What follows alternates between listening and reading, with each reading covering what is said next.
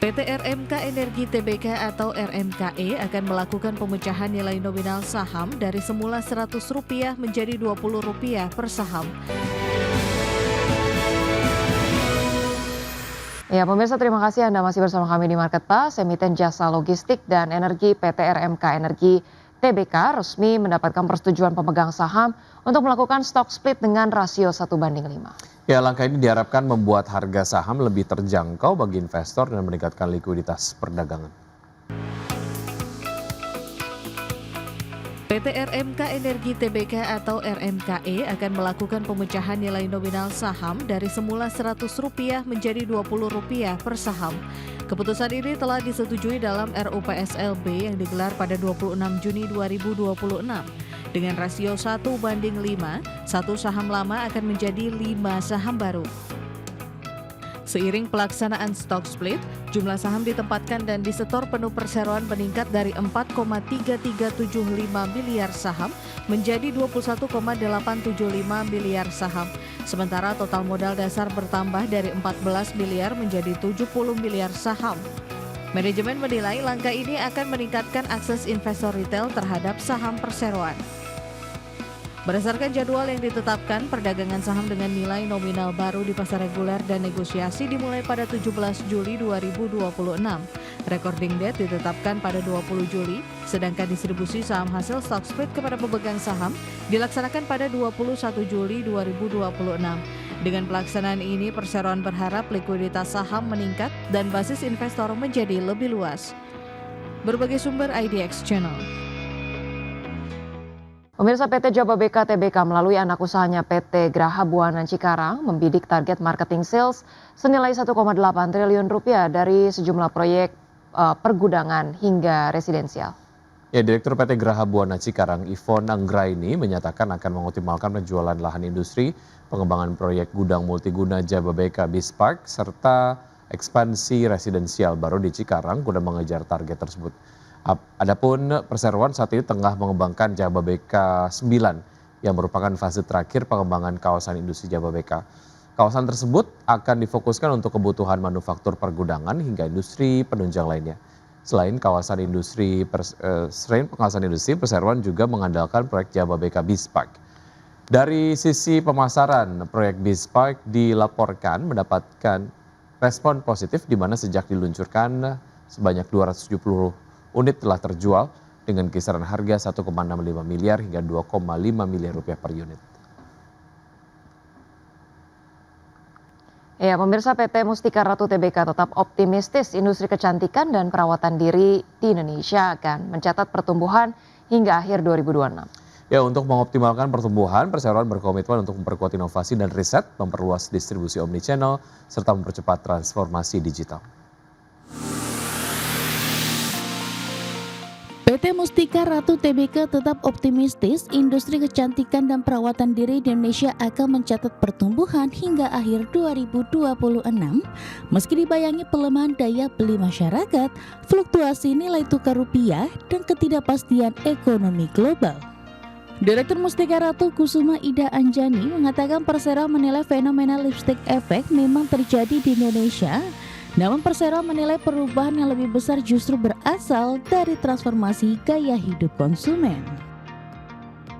Anjani memproyeksikan kebutuhan masyarakat terhadap produk perawatan diri masih menunjukkan tren positif karena telah bergeser menjadi bagian dari gaya hidup dan investasi terhadap kualitas hidup, bukan lagi sekedar kebutuhan sesaat. Karena itu perusahaan tidak melihat tren tersebut semata-mata sebagai fenomena sementara. Sementara itu, mengacu pada proyeksi Statista, nilai pasar industri beauty and personal care Indonesia pada 2026 diperkirakan mencapai sekitar 10,55 miliar US$ dan masih berpotensi tumbuh dalam beberapa tahun ke depan. Kondisi tersebut menjadi peluang bagi perseroan untuk memperkuat inovasi berbasis bahan alam Indonesia yang dipadukan dengan riset dan teknologi modern, memperluas distribusi omnichannel, serta mempercepat transformasi digital. Berbagi sumber, IDX Channel. Pemirsa, Bursa Efek Indonesia mengungkapkan ada 4 perusahaan dalam antrian atau pipeline yang bersiap melakukan aksi penawaran umum perdana saham pada semester 2 2026. Adapun 2 calon emiten masuk ke dalam kategori aset skala besar dengan nilai di atas 250 miliar rupiah. Sedangkan 2 lainnya merupakan perusahaan dengan aset skala kecil di bawah 50 miliar rupiah. Bursa Efek Indonesia melaporkan ada 4 perusahaan dalam antrean atau pipeline yang bersiap melakukan aksi penawaran umum perdana saham pada semester 2 2026. Berdasarkan data BEI hingga Jumat 10 Juli 2026, total ada 7 emiten baru yang resmi melantai dengan total dana yang dihimpun dari publik mencapai 2,16 triliun rupiah. Sementara itu merujuk pada klasifikasi peraturan Otoritas Jasa Keuangan, profil kapasitas aset dari 4 calon emiten yang mengantre kali ini memperlihatkan komposisi yang seimbang antara skala besar dan kecil. Sebanyak 2 perusahaan tercatat masuk dalam kategori aset skala besar dengan nilai di atas 250 miliar rupiah. Sementara 2 tempat tersisa dalam pipeline diisi oleh entitas usaha dengan aset skala kecil yang memiliki nilai di bawah 50 miliar rupiah. Dari sisi sektoral, sektor kesehatan menjadi motor penggerak utama dengan mengirimkan perwakilan terbanyak di dalam antreannya yakni 2 perusahaan. 2 lainnya masing-masing dari sektor bahan baku dan konsumer non-siklikal. Direktur Penilaian Perusahaan BEI Saidu Solihin mengatakan fokus otoritas bursa dalam pengawal IPO saham saat ini tidak hanya bertumpu pada pencapaian target kuantitatif, melainkan lebih mengutamakan kualitas fundamental calon emiten.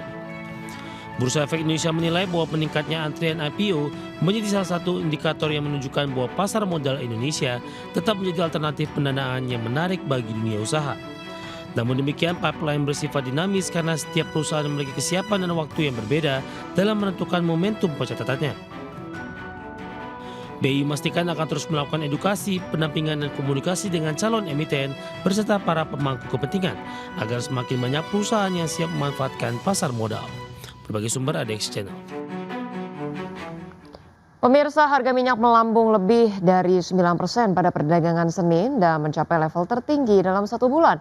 Setelah muncul kabar bahwa blokade laut Amerika yang mulai berlaku pada Selasa 14 Juli akan mencakup seluruh garis pantai, pelabuhan, terminal minyak Iran, serta seluruh kapal tanpa memandang bendera yang digunakan. Kebijakan tersebut kembali memicu kekhawatiran terhadap kelancaran pengiriman energi melalui Selat Hormuz. Kami update pemirsa informasinya untuk minyak mentah berjangka Brent ditutup melonjak 9,59% ke level 83,3 dolar per barrel.